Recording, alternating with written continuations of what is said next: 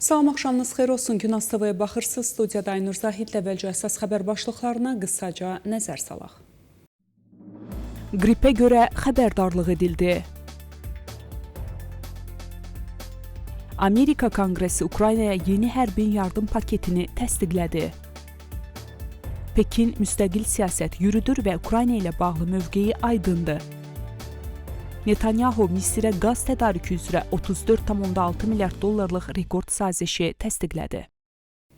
İndi isə daha ətraflı. Ölkənin 8 əyalətində yeni növ qripə yoluxma sayı təhlükəli həddə çatıb və yoluxma nisbəti Səhiyyə Nazirliyinin proqnozlaşdırdığı həddən bir neçə dəfə çoxdur. Bunu İran Səhiyyə Nazirinin müavini Əlirza Rəisi deyib. Onun sözlərinə görə Gülüstan, Qəzvin, Hörmüzqan, Sistan və Bəlucistan, Xuzistan, Tehran, Kirmanşah və Həmədan əyalətlərində vəziyyət təhlükəli həddə keçib. Rəisi yeni yoluxma dövründə 115 nəfərin həyatını itirdiyini bildirib. Davam edirik. ABŞ əks kəşfiyyat rəsmiləri Vaşinqtonun 4 strateji rəqibi olan Rusiya, Çin, İran və Şimali Koreyanın əlaqələndirilmiş birliyində olduqlarını qeyd ediblər. Bu haqda onlayn mediada məlumat yayılıb.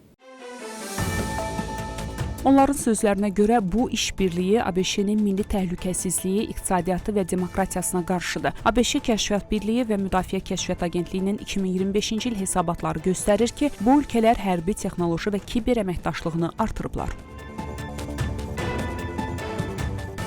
Amerika Senatı Pentagonun büdcə layihəsini təsdiqləyib. Bu barədə Reuters agentliyi məlumat yayıb.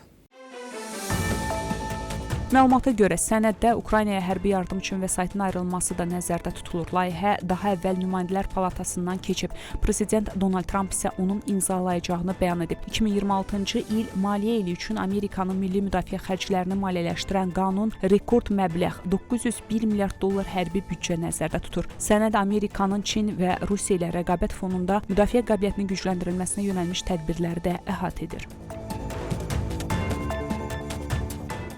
Çin müstəqil və sülhpərvər xarici siyasət həyata keçirir. Ukrayna böhranı ilə bağlı mövqeyi isə aydın və ardıcıldır. Bu fikirləri brifinqdə Çin Xarici İşlər Nazirliyinin rəsmi nümayəndəsi Go Tsiakun səsləndirib. Onun sözlərinə görə Çin ardıcıl şəkildə müstəqil sülhpərvər xarici siyasət kursunu davam etdirir. Go Tsiakun vurğulayıb ki, Pekinin Ukrayna böhranına dair mövqeyi dəyişməzdir və dəqiq müəyyən olunub. İsrailin baş naziri Benyamin Netanyahu dekabrın 17-sində axşam saatlarında Misirə qaz tədarükünü nəzərdə tutan ümumi dəyəri 112 milyard şekel olan sazişi təsdiqlədiyini açıqlayıb. Bu, İsrail üçün qaz sektorunda indiyənədək imzalanmış ən iri müqavilədir.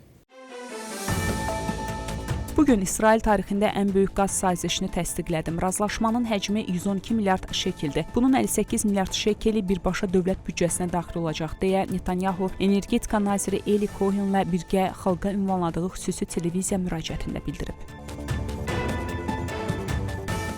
Belə, hörmətli tamaşaçılar, bu saata çatdıracağım əsas xəbərlər bunlar idi. Görüşmək ümidi ilə salamat qalın.